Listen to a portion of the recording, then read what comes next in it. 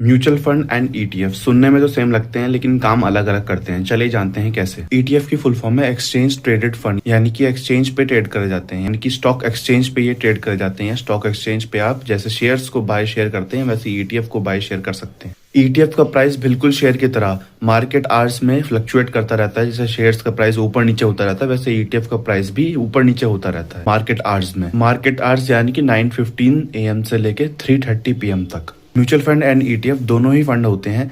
इनके अंदर बहुत ज्यादा स्टॉक्स होते हैं, डिफरेंट कंपनीज के स्टॉक्स होते हैं एंड दोनों में ही मनी पूल करा हुआ होता है। But the difference is mutual fund का प्राइस फ्लक्चुएट नहीं करता मार्केट आवर्स में, ये डे एंड में सेट करा जाता है कि यानी कि इस म्यूचुअल फंड का आज डे एंड में कितना प्राइस होगा। म्यूचुअल फंड एंड ईटीएफ दोनों में ही मनी पूल करा जाता है लोगों का, लेकिन फर्क यह होता है कि म्यूचुअल फंड में एक फंड मैनेजर होता है, ईटीएफ में कोई फंड मैनेजर नहीं होता, यानी कि डायरेक्ट इंडेक्स पे पैसा लग रहा होता है। फॉर एग्जाम्पल अगर आप निफ्टी इंडेक्स फंड खरीदते हैं तो एंड ऑफ डे में एनएवी पे बाय और सेल करा जाएगा। एनएवी मतलब नेट एसेट वैल्यू, यानी कि इस फंड की वैल्यू क्या होगी एंड ऑफ डे में, ये सेट करा जाएगा।